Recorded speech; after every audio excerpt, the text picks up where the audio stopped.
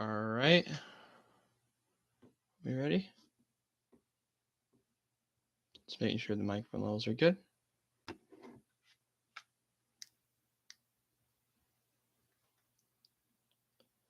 All right. Apologies if there's like a delay in the first couple minutes or so, or like first 30 seconds. Welcome everybody. Um, I'm just making sure everything sounds fine. But yeah, we're ready to go. So welcome everyone to another episode of the Robbie Basel show. And before I start, I just want to start today by reading off to you guys a definition of a word that I would like to describe a game or a team from yesterday. And our word today is instigator, which is a person who brings about or initiates something such as contact or something along those lines. The way to describe the United States men's national team game against Mexico yesterday was could only be described as an instigation by the Mexican national team. And because of this, I wrote a statement on it because I feel like it's very applicable to use this statement. And here's what I wrote. After watching the match that took place on the field between the United States and Mexico, it's important to recognize multiple things that occurred on the field. First, the actions done by multiple Mexico and United States men's national team players, which resulted in red cards, are inexcusable and have no use in the game. The United States won, which is good or bad for the national team you support. But the actions in this match, along with alleged racism that happened in the 90th minute, has no use in our game. Let this be a lesson to everyone to know what not to do in the situation. That way, we can improve the game for all. What the purpose of that statement was by me there, and hopefully the alarm didn't interrupt anything, was the fact that we had in this game multiple situations that had no business being in the sport, and I'm going to talk a couple about them right now. And the first one, we're going to talk about the racism first. Racism has no use in the game. We saw players kneel during situations where racism could have been in the game. We saw players protest. We saw a match be entirely stopped in the Champions League before with PSG. I think it was PSG and somebody else. So it has, and we've seen the outcomes of it all. It has no use in the game. I'm not going to talk about it more or to go into more detail because this is not the platform that I believe that we can use in order to spread the realm of disowning racism or whatever term you want to use for the situation. Now the match, which was a complete and utter mess if you were Team Mexico. But we'll start with the men's national team who won 3-0. And, oh my God. When you watch the game back, what went on in this match is inexcusable by both teams. It is. You can't deny that. And when you watch the highlights back, it's really weird to think about that the United States men's national team during this game announced that Greg Berhalter was coming back. More on him later because I have a lot to talk about on that. My problem is one, Florian Balogun did nothing, which what else would you expect in the situation? Pulisic got 2 goals. Good for him. He shut up Mexico right away, and he meant business. Good, cool. Well, know who meant business as well? We'll start with the red card from Cesar Montes, who, granted, was a red card, which started in a brawl that sent off and will suspend Weston McKennie. Now, it's controversial that I talk about this. I think it's very harsh that Weston McKennie got a red because what was he supposed to do? He got surrounded by multiple Mexican national team players. Now, granted, a red card by the book is what you give out for this, but I think it's kind of harsh that the referee, I can pull up his name real quick actually, because I have a lot to say about as Ivan Barton. The red card that he gave out for that, I don't really agree with. Not because it's biased at all, because the second set of red cards, I 100% agree with. But what Mexico's strategy was, one, I'm going to say this right now, and anyone who watched the game last night will agree, they got ran off the field. The Mexican national team, which I believe was missing a couple pieces, got ran off the pitch in Vegas last night. Let that sink in real quick. So the problem now turns into one, where do they go under Diego Coca? Hopefully I said that right. But how good is this United States men's national team? That's my question as well. Because granted, BJ Callahan had a good strategy last night. He had a very good tactic. And then when he went out and won the match, he deserved to win the match. Um, it was very interesting. There's a lot of yellow cards. Let me talk about the officiating now. The referees let this get out of hand. What we saw on the field last night was a exact replica of the Nations League final from 2 years ago, which we didn't want to see something like that happen ever again. That officiating was bad. This is almost, if not worse, than what happened on the field then. Why? Because there were more red cards in this match. And what I'm saying right now, thank God this game didn't go to extra time, because this could have gotten way worse for Mexico, United States, everyone. Concocaf, this could have gotten out of hand to a realm where Concocaf would have to say, like, well, we screwed up. What the heck do we do now? CONCACAF's already a mess. Now this made everyone look really bad. United States won at what cost? We just lost our two best players in certain positions. Gio Reyna did nothing. I mean, there's so much that I want to say that's not going to be able to be said on live. So do what you will with that. But so the United States, after a very poor game to watch because of the actions that happened. Not the United States looked awesome. Will now play against Canada, who actually looked convincing as well. They won 2-0 if this can load. And they'll play in the League A final against the United States. I believe their final was 2-0. Alphonso Davies scored. Canada looks solid. I mean, all Davies and Hutchinson were on the bench. I mean, it finally loads. We can take a look at the statistics now for this match. Look at the match center here on the CONCACAF website. So the goals were scored by if this is load, Alphonso Davies and Jonathan David. They're two best players and they're two most valued players, whatever you want to call it. And they looked solid. I mean, granted, you'll probably see a guy like Atiba Hutchinson, Alphonso Davies. So those two guys need to start, I think, in the final. Hutchinson came in, they sub in later in the match. I mean, they have a guy like Kyle Aaron, I believe that's how you say it. Tajon Buchanan, a young star in there as well. This team was never going to be a pushover. And when I made the prediction for Canada to win the Nations League, it was because they have nothing to they have nothing to really to play for. They're going to be the underdogs the whole way, or the favorites to some. But at the same time, I had a feeling something was going to happen. That something was going to happen in the United States game, and I'm not wrong. And I'm sticking with, of course, with my pick with Canada winning the Nations League. And I think it's going to be more convincing. The United States is probably going to have to start. If we go back to the United States roster real quick, because they just lost their best fullback and their best midfielder, arguably one of their best midfielders. So you'll probably have to see like a Luca Della Torre start, or I don't even know who they would start at fullback, honestly. Let's look at the roster from the United States men's national team from yesterday. Our options would be. I'm also surprised Aronson didn't start, by the way. I forgot about to say him. We have not really much at the fullback position. I think it's better not to speak about that for how bad it is. But you'll probably I think you'll see Brendan Aronson start in the midfield. Tyler Adams is out with injury. I didn't know that till last night.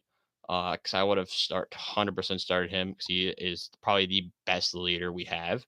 But yeah, it'll be a fun final. There's a lot that game will be really big to break down, and I'm gonna break down all of that um on Monday. But United States Canada Sunday night from Vegas should be very fun to watch out for, that's for sure. Um Now I'm sorry that I didn't like say the topics to watch out for in the beginning, but now I'm going to talk about the UEFA Nations League. I still have to talk about the US Open, Stanley Cup Finals and NBA Finals recaps, and an update from the MLB season, plus the Canadian GP preview, which is also this weekend. Um, but we're gonna head to the UEFA Nations League and how wrong I was because I got both games wrong. I said Netherlands was gonna play Italy in the final, I believe, and we got Croatia going out and beating the Netherlands 4-2. We'll take a look at the score line here with our left monitor today. Uh, this game did go to extra time. Kramer Kramaric, I totally nailed that. You guys don't even have to say it. Pasalic for Mario Pasalic scored. Daniel Malin and then Noah Lang scored in the 96th minute in regulation, forcing extra time. Then Bruno Petkovic and Luka Modric scored a penalty to seal the deal for the Croatian national team, who, granted, should have won this game in regulation because they are the better team. Granted, there was a total of 12 shots on goal. Um, I don't take that what you will from that, but Croatia looked like the better team throughout the game. I did watch a majority of this match, and from what I saw, Croatia dominated possession. They had only had 53, which I thought for the Croatian team would be more, and it looked like it. They had more the whole way. Um, but for the Netherlands, this is concerning. I mean, I'll look at the Netherlands lineup that they threw out on the field. Let's look at the Netherlands lineup that they threw out on the field because it was not awe-inspiring what they did. They had the 4-3-3 as usual. Of course, you have I love the three of their four defenders. I don't know about the other one. G Truda. I've never heard of him. They have Denzel Dumfries, Van Dyke, Ake, they Frankie De Jong, Malin, Gakpo, and Xavi Simmons up top. And the opponents that went 4-3-3 with a more advanced forward with Kramaric, who scored, Pasalic, Luka Modric, Brozovic, Mateo Kovacic, Avensu. I might need to try that. And of course the four in the back with Livikovic in goal. It's a very interesting result. I'm surprised at who they let off. They've left on the bench. Jurian Timber was the one I was shocked about because Jurian Timber I think would have been better at center back. When Wijnaldum as well. Maybe he could even play Veghorst and put Gagpo on the left. Um, but yeah, it was a good result for Croatia, and they'll be playing at the final against Spain. And I didn't pick this one right either. So this is I believe, one of the first times that I've gotten both games wrong. We'll have to go back a sec. Let me just click. So we had Spain against Italy. And I said the Italians would win this game, and Spain won, which sucked because, I mean, I wanted to get it right.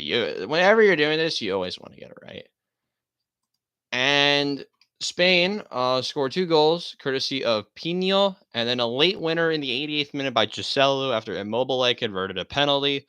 Italy cannot do anything in UEFA competitions right now, and it's very, very, very concerning. You saw them get eliminated from the qualifiers for the World Cup to North Macedonia. You saw them go out and lose. They drew Northern Ireland. They drew Bulgaria in World Cup qualifying. They've not. I mean, they looked okay to start Euros qualifying, but with this match, it's more concerning. I mean, let's look at what happened in this game. Donnarumma was in net. They played really more like a 5-3-2 with two attacking wingbacks with Spinazzola and Di Lorenzo. Bonucci, of course, the captain in the the really a back three that this graphic shows. Um, but wow, what a weird game this was. I was unable to watch this. I was out all the day. And yeah, I mean, Italy will deserve to lose. So if let's look at the match stats because this is what's really going to shock you. The team, by the way, both of these teams love to maintain position and try to move, build up an attack, slow, and move up the field. That's what we saw at the World Cup, and that's what we saw in Euros when the Italians won the World Cup. Because both of these teams' defenses, quite frankly, are some of the best in the world, of course.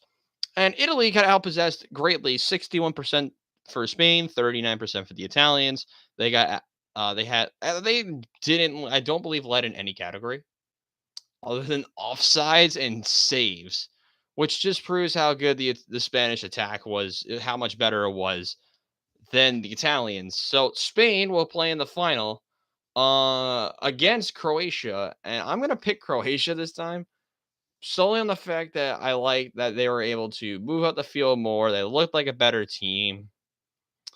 And it should be an interesting one, that's for sure. But yeah, so we'll have on Sunday we have the third place game in both leagues, nations leagues. We have at 9 a.m. on the Fubo TV, according to this source. We have Italy and the Netherlands, and then Croatia and Spain on Fox at 2:45. In the UEFA and the Concocaf Nations League, I believe it's at 6 o'clock. We have Mexico and Panama, and then later on, I believe at 8:30 or 9, we have the United States and Canada. Enough about soccer. We got golf to talk about. We have the U.S. Open, and we're going to give you an updated leaderboard. We have three right when this is coming out. Right when we're streaming, we have three at the top with Xander Schauffele, who I predicted, Wyndham Clark, and Ricky Fowler. Now, Ricky Fowler's been under the radar all season because I don't believe he's missed a cut in other than the PGA, I think is what it was. But he's been hot, and he's actually let's look at his scorecard for today because he was at one point 11 under today. He has bogeyed back-to-back holes. He bogeyed a 297-yard par three. What can you expect from him? He's played the par threes in at 3 over par with one more to play. You have to see him bounce back because he's parred one and bogeyed bogeyed three of them, 3 over through four par threes. He shot 62 in the first round, a very impressive 62, but now he's struggling a little bit, and he's tied with Wyndham Clark, who shot 64, 67. As he look at his scorecard from today, he had one bogey at the third, at the fourth hole, the first par three of the day. And then he has birdied a par five, a birdied another par five. He birdied two par fours. He played the par threes at only a 1 over compared to what Ricky's at right now. And then you have Xander Schauffele, who is currently live on the course. He's bogeyed the seventh. Keep thinking the par threes are the hole, not the actual hole number. He bogeyed the long seventh. He birdied 8. He's currently playing the 11th, the par 3 11th. If you guys want to watch it right now, he's currently on the golf course. Well, let's see how my other predictions were doing. And we have to scroll down the leaderboard for Minwoo. I'm just kidding. It's not Minwoo Lee. It's Colin Morikawa, who is currently slated to miss the cut. He is right now. He was 2 over on the front. Currently even. He started on 10. Excuse me. So he went 2 over on the back. He's currently playing the front. He birdied 1, bogeyed 2. He's currently playing the third. He is 1 shot outside the cut right now, which is at +2. Colin's at +3. So it's very concerning that Colin Morikawa is not playing to his potential because he can miss the cut, and I think he was a sleeper by some to win this week, which is weird to say that. So Colin Morikawa is currently in 73rd, and then for the first time, last time I did this. Keep saying we like it's into the stands. Last time I did this, I had only one of my 3 predictions make the cut. Currently, I have 2. So I'm doing better than last time, comments section. I'm doing better. We had Minwoo Lee, who's in 6th place, shot 69, 65. I'm super happy about this pick. If you bet on him at +10, if you betted him like a top 20, you had a day. He went out, one bogey. He bogeyed the par four fifth. He played the par threes well. He did a lot of things right, and he went out and shot 65. Now, the question for him will be, are the lights going to be too bright at the end of the at the end of the tunnel at the end of the week? Because that's what happens for some guys like him who haven't really experienced the stage that much. But there's been one person who really has shined in majors this year, and that's Sam Bennett. And I didn't think he would be here because I was debating about picking Sam Bennett. And he went out today and shot a decent 68, one bogey at the par three seventh. He's played the course solid. The kid from Madisonville, Texas, shot 268 today. He is currently five off the lead as Ricky Fowler has birdied the 12th to go back to double digits under par. And let me just say this about the course as well. This course has been playing way easier than I thought it was going to. I think it's the same for every analyst who's picked this tournament did not expect this at all. And I was thinking at the beginning of the week, I didn't say a score because I had a feeling I'd be wrong for how high I put it. But man, I was wrong. I said 6, 7 under max. It's 10 under, and he's just played his 30th hole of the week for Ricky Fowler. That's madness. Madness that we're at this point. And it's also crazy to think that I think this score could possibly go up, but I also think this score can go severely down for how the fairways are getting less soft. The rough is getting probably longer. And this course is going to get much more difficult because it didn't really give much of a fight yesterday. It's given a fight back in the afternoon today. That's what we were able to see throughout this course of the second round. Because Ricky Fowler, if you saw the course in the morning, he would have had a field day, and he could possibly be a 15 under right now. How well he's playing. Xander Schauffele could be a 15 under as well, but the course has fought back good, solid. Xander is currently playing the 11th. Ricky Fowler just birdied 12. As I'm waiting for the scores to update. But it's a fun start to the U.S. Open. For two of my picks, one, not so much. And it's unfortunate to see. We move on from there so last time, remember a couple episodes ago, I had a mic outage and it was like the wrong microphone. So the reason I have this for a lot of it now is I'm playing it on my phone just to make sure that. Let me just make sure. Just to make sure that this thing, the stream sounds good, everything sounds fine. Everything sounded fine.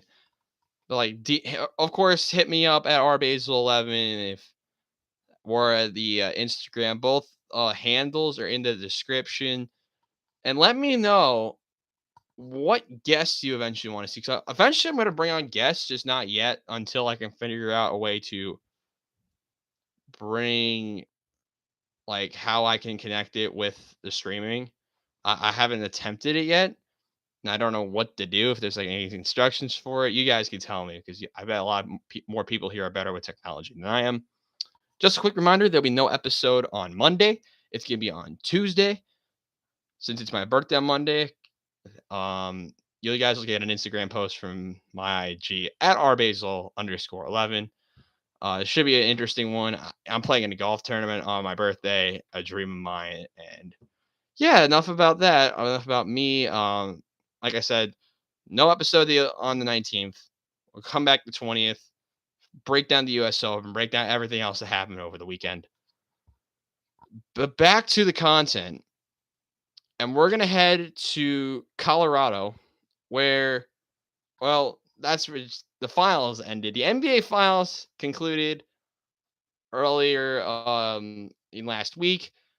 Earlier in the week, we saw the conclusion of the NBA Finals with the Denver Nuggets defeating the Miami Heat in 5 games to win the championship. Nikola Jokic had a phenomenal series. He won Finals MVP, further proving that he's one of the top 5 best players, possibly top 5 best players in the NBA, or a top 5. He's one of the best centers in the league, or some say he could be top 5 overall. I'll let the debate go down to you guys. But Nikola Jokic at 28, 16, and 4. The other big contributor from this game was my MPJ, Michael Porter Jr., had 16 points. We saw Jamal Murray 14, KCP had 11, Bruce Brown had 10, Aaron Gordon only had 4, but it was good enough. I'm talking about game 5 specifically right now. The leading scorer for the Heat was Jimmy Butler, followed by Bam Adebayo. Then it was Kyle Lowry, Max Strus, and then Caleb Martin. What I saw from this series was the real talent. That's not the right word. The more known talent. That's how I'll put it. In cases of I believe most of the players in the Nuggets were actually drafted players. We saw everyone, including myself, if you watch the series, saw those guys shine. And some of the players, the undrafted studs, did not. Gabe Vincent faded away in game 5. Duncan Robinson, 5 points, with Vincent having 6.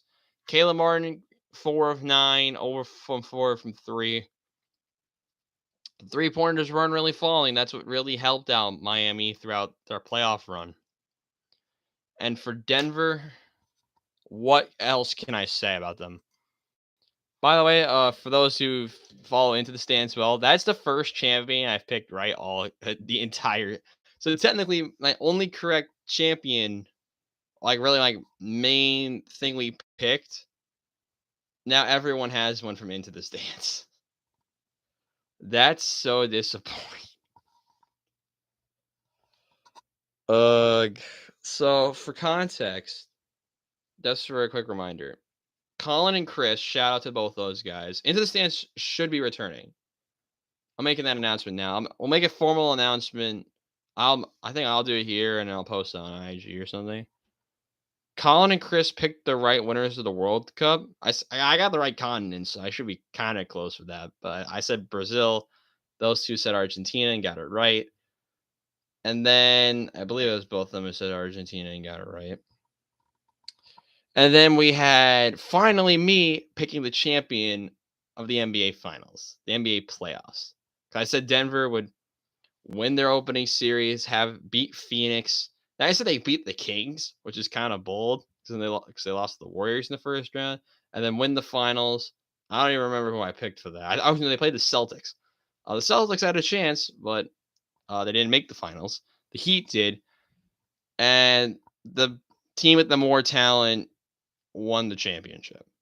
The team with the most talent in the finals won the championship. That's the best way anyone, I think, could put it. For the Heat, you have to imagine they have to go after someone big in free agency. But for the Nuggets, who are they going to add? Will they add somebody? That's my question for both these teams. Of course, shout out to DeAndre Jordan being the first. I believe what was this called? I don't remember that. That was like that trio in LA with him, Blake Griffin, and Chris Paul. I don't remember what it was called. I'm not just drawing a blank in my head. But we saw DeAndre Jordan win a championship, play 3 minutes and win a championship. Also, shout out to Udonis Haslem, who I believe is retiring at the end of the season, playing all of his seasons at Miami. That's loyalty right there. I think it was like 22 seasons in the league.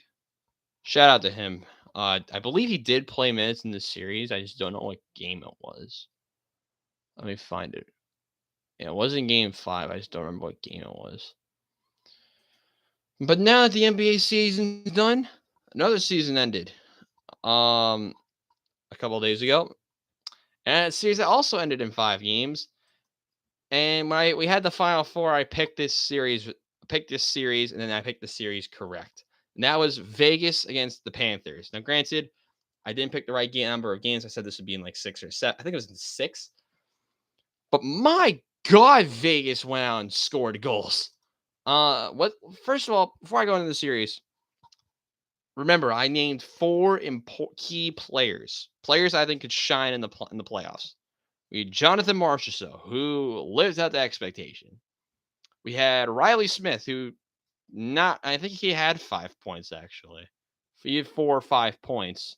So those picks were kind of right. Jonathan Marchessault is on the money. And I'll give myself Riley Smith. Anthony Duclair didn't do much. I think he had 1 goal the entire series. And Sam Bennett, where is Sam Bennett? He's down here. I think he actually got 5 points. Technically, you can really give me a 3 out of 4 or 2.5, whatever.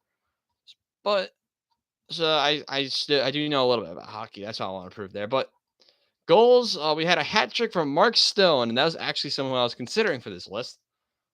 But Mark Stone really went out and proved himself. And as the captain of this team, they traded for him a couple of years ago, I think now. And he really proved himself in these playoffs, scoring goals when they really needed it. No matter underrated playoffs. Where is it? I can't find him. By the way, people who are calling me out for William Karlsson in the last round, what the heck, guys? He didn't do anything in Game 5. Granted, he didn't need to do anything. But the Panthers just ran out of firepower as well. Miami goes 0 for 2 in the finals as Miami goes out with kind of with a whimper. Sam Reinhart scored a goal. Aaron Ekblad and the aforementioned Sam Bennett scored a goal for Florida. Bobrovsky allowed 8 goals. I think they had an empty netter maybe as well. I don't know. Here's a trivia question.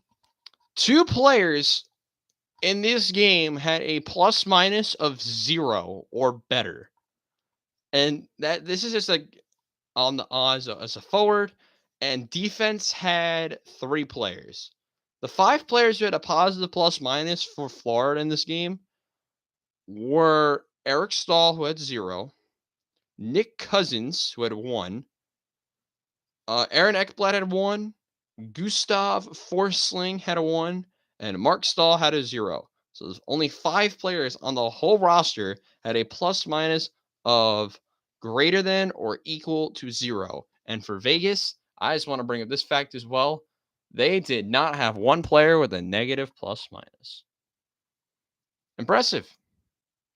No, I think the most impressive thing was the person who stepped up the most. Aiden Hill is miraculous. If you don't know the goaltending situation in Vegas, they lost so many goaltenders over the course of the year that I didn't think they'd really make it to this stage. But Aiden Hill really emerged. That's a big thing for Vegas going long term because maybe he's your long term goaltender, and that's a very interesting discussion to have if you are the Vegas Golden Knights. Now, for your future questions going forward, Florida, what do you do now? I mean, they could lock up people, which I think they could. They can go and sign free agents, which I think they need to add probably. I don't know. I mean, they just need to add more talent to the squad. But don't be surprised if Florida doesn't come back. I think Florida comes back firing on all cylinders next year. Like another team, because I will do like an NHL like free agency preview, in which I think which team could really make a move this offseason. That'll probably be. I think that'll be kind of soon. I think that'll be in 2 weeks from today, probably, since I believe NHL free agency starts July 1st. For the Golden Knights, congrats to getting on top of the mountain. Can they defend their title? You saw Colorado try to do it. They got bounced in the first round. I mean, they got bounced by freaking Seattle and their ex-goaltender, Phil Grubauer. So it's interesting to see what direction both of these teams go. But congrats to Vegas for winning the Stanley Cup. And I forgot to say this. Congrats to the Denver Nuggets for winning your NBA championship. Both teams, I believe that both teams' first ever championship, which is awesome, by the way. Next up, we're going to baseball because I have a lot to talk about in this. And so what we used to do for this in previous episodes, let's go about talk about disappointments and all this other shenanigans. And I'm just going to highlight a couple of teams. And by the way, one day when these videos eventually get edited, because I will be going to edited videos in the fall. But for right now, we're keeping it the way it is. If you want to look at a team who's going crazy right now, look no further than the National League Central and the Cincinnati Reds, who have gone, what? The Reds? I think everyone's talking about the Reds? How the hell are they here? Well, they've got a very good array of talent that's shown off this year. And their leading home run guy is a player named Spencer Steer. I am not kidding. Spencer Steer, who in his career has 341 at bats, and this year he has 246 of them. In his last 15 games, he has struggled, but his last 30, he's at 321. But he's struggled as of late. He's at 182 in the last 7, 222 in the last 15, striking out a total of. He's only striking out 5 times. I gave him credit, but he's only gotten 45 at bats with a OPS around 715 ish. But he's their leading home run guy. But they do have someone who I believe is high in. I believe he's high in All-Star voting. That's Matt McLain at shortstop, and he's only played 29 games.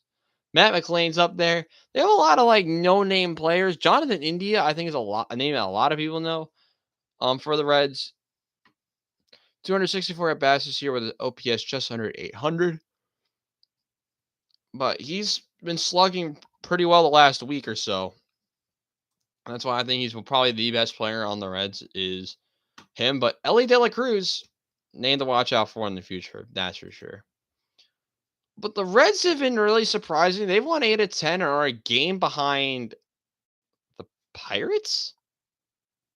That's when you just know this season's been absolutely wild. Is that the Pittsburgh Pirates still lead the Central. This division is an effing mess. Also, update, how many picks do I have right now? I don't know how many divisional picks I have right. Also, the Yankees are down 10-1. That's miraculous. Justin Turner is running the Yankees off the field. That is, I love that. I love it. I love it. Back to your regularly scheduled content. No one's been disappointing. I have to go this stream and say it. Sorry for like the interruptions and all that. Best to let you know like who's been really bad recently. The Brewers have lost 6 straight to fall back to where they should be. They're currently playing the Pirates. I'll just give you a score update because this will be for first place in the division. I never thought I would say that. The Brewers lead 3-0 already, which, yikes. But it's only the first, so they have a lot of game left to play there.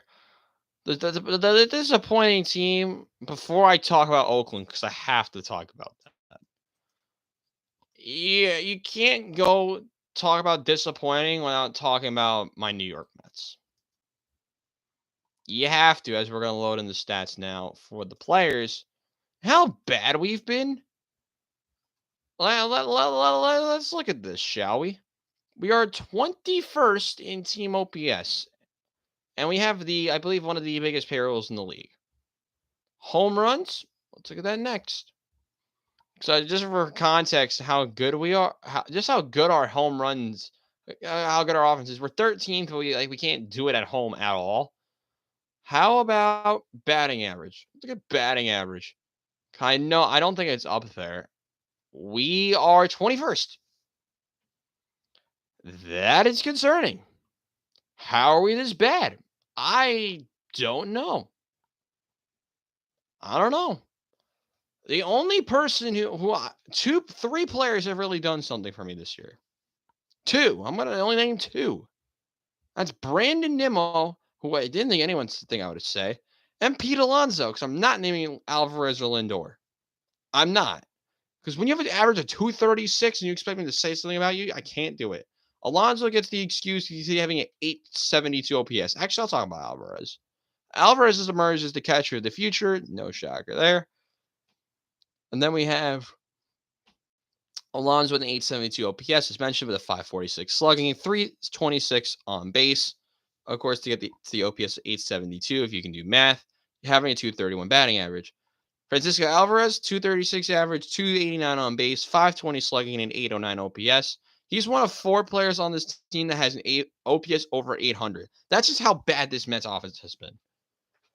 And know what this has resulted in? 4th. Gut check, reality check for the Mets. And they need it. You've always talked about Edwin Diaz was throwing today. He's going to come back and save us. What if we're out of the picture enough where Edwin Diaz cannot even be a factor? That's where you have to think about this. So the Mets are still on the path that they're in, or the path that they're going to be on. The Mets aren't going to be in the playoffs with one of the best payrolls in baseball. That just proves that payroll does not mean everything. I don't even think I picked the Mets to win this division because I knew Atlanta was going to be good. But rest assured that the Mets, should they come out try to trade for people? Absolutely. But I don't know if I trust anyone enough so they're not going to mess it up and everyone's going to get arrogant as hell.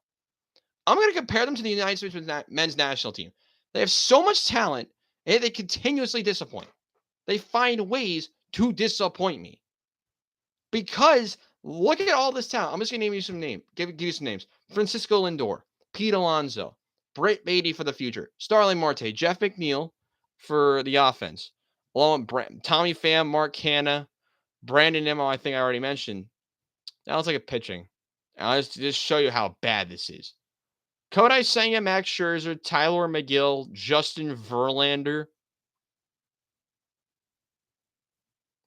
Do I need to say anyone else? Has anyone even been good? That's the next question. Pitching. How bad has it been? Well, it's been bad.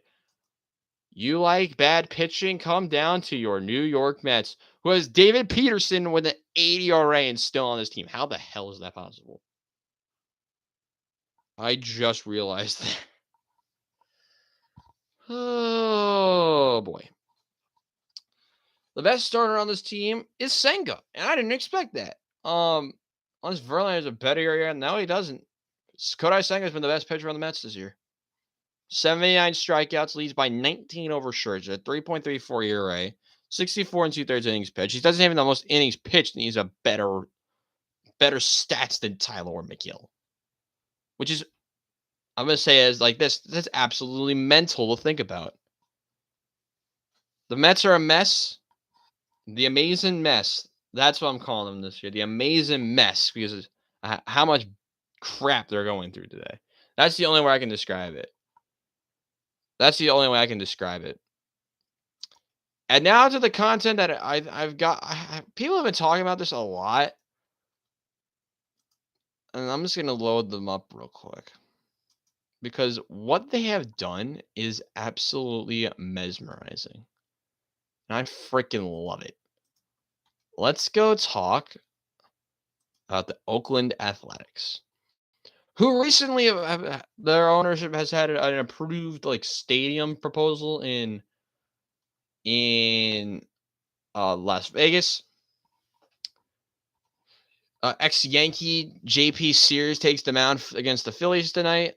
Brent Rooker has been playing very well. Let's look at their stats. The Athletics had a reverse boycott a couple of days ago, which I'm all for, because the A's actually have some decent talent on the field. They only have 2 players over an 800 OPS, but they've both been playing well. Brent Rooker, who I bet's going to be traded, has an 869 OPS. That's better than anyone on the Mets. Take that in for a second. And Ryan Noda, who has an OPS at 854. Embrace that fact real quick that both of those players I don't think anyone knew of, including myself, before the season started. And they've both been playing better than the entire in any player OPS-wise on the New York Mets. Just embrace that fact real quick.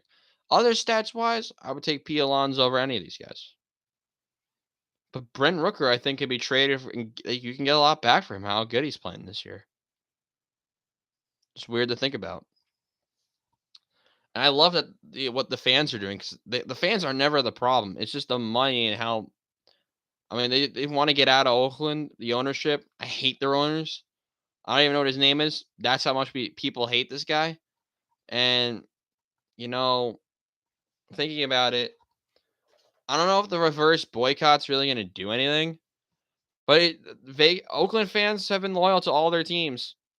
But they've all moved because of how bad, if you look at the Oakland government, the city government, bleeding millions of dollars from what I've heard, and was inevitable, and now it's gonna happen. We'll likely be seeing Oakland not even be hosting a team anymore, and it's really sad to me that this could be happening. Who knows? Maybe Oakland finds a way to get Howard Terminal and get an expansion team, and that'll be like one of the expansion teams. That's very possible, I think, still, but we'll have to wait and see. But Oakland, they're on a winning streak. They have some good players. Let's just see how they do long term and see what happens next for them. Final topic of the day is F1 because they have returned with Canada, and there's not even much to talk about because there was apparently a CCTV issue. Click on this article. FP1 what lasted I think like 10 minutes. 12 drivers got a lap in FP1, and it was led by Valtteri Bottas, who drove a 1:18.7 to start it out, not really proving the track at all. Max Verstappen finished in 5th. I'm not worried about that. FP2, we saw LH, Hamilton, and Russell go 1-2 for Mercedes. Max went 6th. I'm still not worried. The cars are bringing out upgrades. You saw apparently Aston Martin, another team, brought out upgrades this week. I think my concern is going to be for the rookies with Piastri, with Sargent, with someone else, Nick DeVries. I'm interested to see how these guys will do on track tomorrow. Tomorrow is qualifying. Should be a fun one for sure. I do not know exactly what time it's at, but here's my predicted lineup for tomorrow. We're gonna go Max, then Hamilton and Russell. So keep those two. Then Alonso, then the Ferraris are my predicted start, and then my race prediction. We're gonna do Max, then Lewis, then Alonso, then Carlos, Russell, then Leclerc are my main people to watch out for. Noah's done bad, and yeah, I think can really turn it around. I just gotta find is gonna be Lando Norris. I think will be the person to watch out for to really make a move after not really convincing FP1 or FP2. But that's going to be all for today's stream. Thank you guys so much for watching. If you're watching this live, thank you. If you're watching this afterwards, thank you very much. Stream will return on Tuesday, not Monday, with a update recap of the Concocaf Nations League and probably the UEFA Nations League finals. A recap of the Canadian GP, the United States Open, and a preview of other events that are going to be coming soon in sports. And I'll give you an update as well on how those qualifyings have gone. So if you watched the last episode, I recommend watching that for sure. I went over Africa with AFCON qualifying, UEFA Euros qualifying, and of course the Gold Cup is coming soon as well. Let me know if you want me to do a watch along with the Gold Cup match. That's a possibility. I'll leave it up to you guys. But for now, I'm Robbie Basel saying good night. I'll see you guys on Tuesday.